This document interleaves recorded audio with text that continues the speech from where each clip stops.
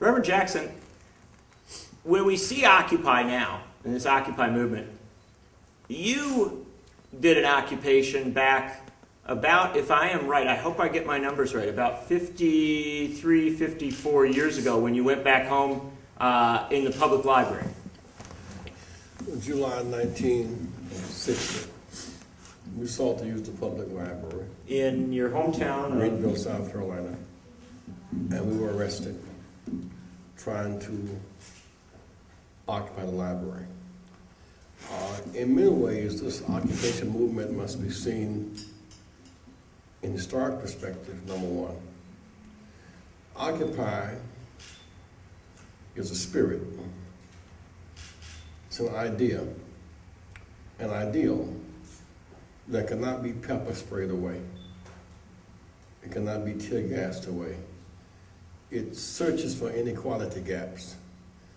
It may be Jesus, who grew up to think the temple as being a sacred place, where he was teaching the elders at age 12, came back to worship, and the money changers had turned the house of prayer into a den of thieves.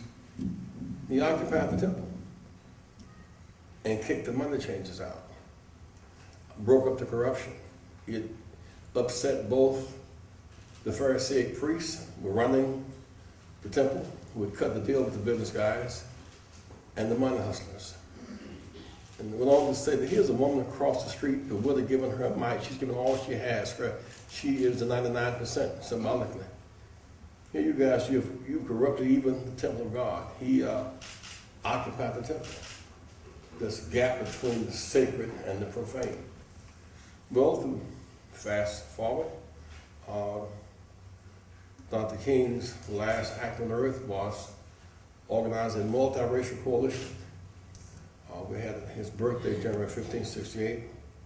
Some Native Americans, some whites, some Appalachians, some Latino Americans from Chavez's group, some blacks from Deep South, Alabama, Mississippi, South Carolina, to come to Washington to occupy them all and force America to choose the war on poverty at home over the war in Vietnam abroad, and willing to engage in civil disobedience, to go to jail, to force America to make a choice between occupying the war zone, occupying the zone for peace.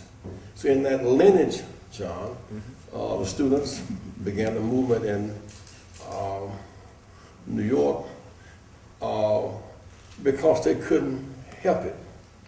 There comes a point where the very idea of justice resonates in our heads.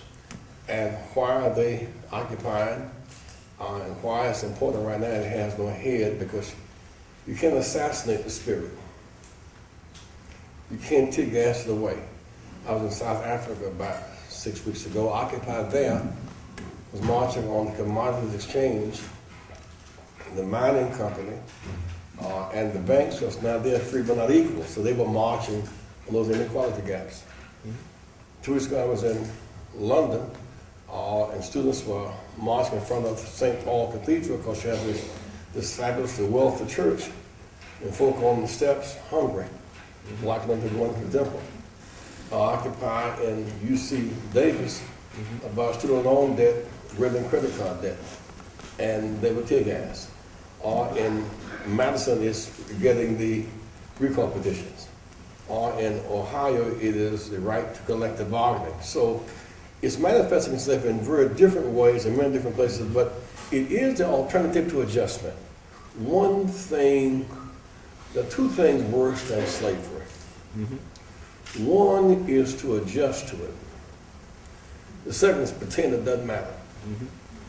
You must never adjust to oppression and convince yourself it doesn't matter. So when I see 10 students, or 5 students, or 3 going to jail, or 10 marching down the street, what I know is it's not the size of the crowd, it's the size of the idea. The idea of Occupy is the big idea until justice comes, economic justice comes to our country.